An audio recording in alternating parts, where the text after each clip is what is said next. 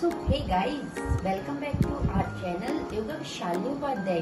Today's video is based on stretching. With the help of stretching, we can gain flexibility and it gives relief from any kind of pain. Let's do some stretching. अधोमुख श्वान आसन। Yoga mat पर पेट के बल late जाएं। इसके बाद सांस खींचते हुए अपने पैरों और हाथों के बल शरीर को उठाएं और टेबल जैसा आकारित बनाएं। सांस को बाहर निकालते हुए धीरे धीरे हिप्स को ऊपर की तरफ उठाएं। अपनी कोहनियों और घुटनों को सख्त बनाए रखें। यह तय करें कि शरीर उल्टे वी के आकार में आ जाए। इस आसन के अभ्यास के दौरान कंधे और हाथ एक सीध में रहें, जबकि पैर हिप्स की सीध में रहेंगे। इस बात का ध्यान रहे कि आपके टखने बाहर की तरफ रहेंगे। अब हाथों को नीचे जमीन की तरफ दबाएं और गर्दन को लंबा खींचने की कोशिश करें। आपके कान आपके हाथों के भीतर हिप्स को छूते और अपनी निगाह को नाभि पर केंद्रित करने की कोशिश करें। इसी स्थिति में कुछ सेकंड तक रुकें और इसके बाद घुटने जमीन पर टिका दें और मेज जैसी स्थिति पर फिर से वापस आ जाएं।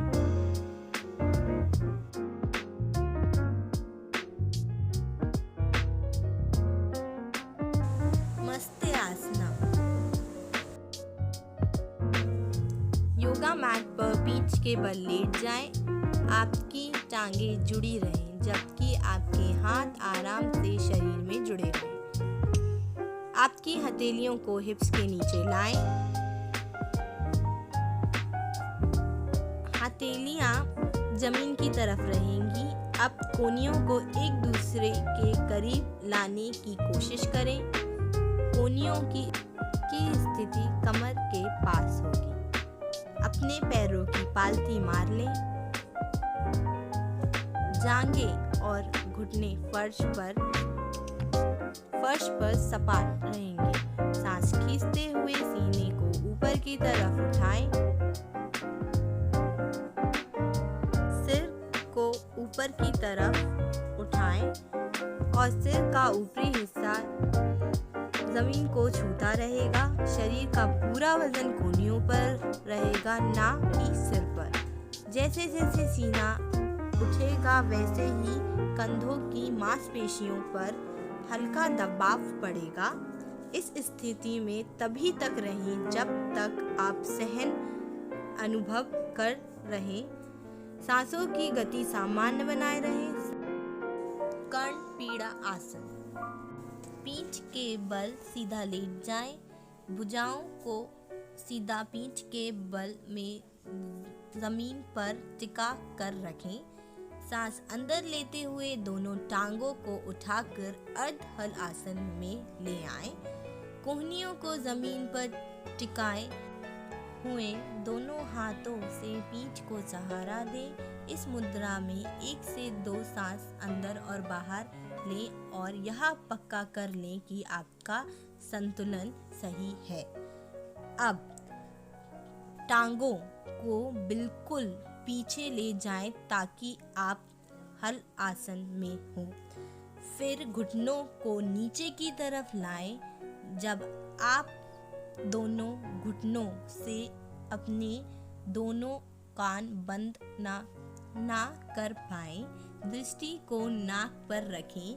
अगर आपको यह करने से दिक्कत होती है संतुलन बनाए रखने में, तो दृष्टि को नाभि पर भी रख सकते हैं। अगर आपके कंधों में पर्याप्त लचीलापन हो तो हाथों को पीछे ले जाकर जोड़ लें। अगर यह संभव ना हो तो उन्हें पीठ को सहारा देते हुए मुद्रा में ही रहें। अर्ध बदा पद्म पश्चिमोत्तासन। इस आसन को करने के लिए सबसे पहले आप दंडासन में बैठ जाएं। फिर सांसों को अंदर की तरफ लें और अपने दाहिने पैर को ऊपर की ओर उठाकर बाएं जांघ पर ले जाएं। जितना हो सके उतना ऊपर की तरफ ले सकते हैं। इस स्थिति में आपके दाएं कूल्हे और घुटने पर खिंचाव आएगा।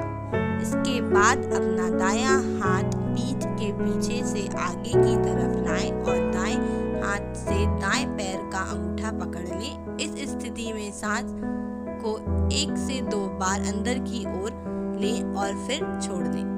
सांस को बाहर की तरफ छोड़ते हुए आगे की ओर झुकें।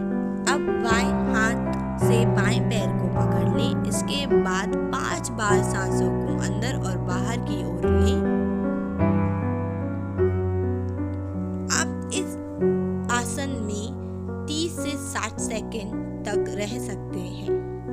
So we should do stretching twice a week. If you like this video, so hit the like button. Don't forget to subscribe and share this video. And give comments on the comments box.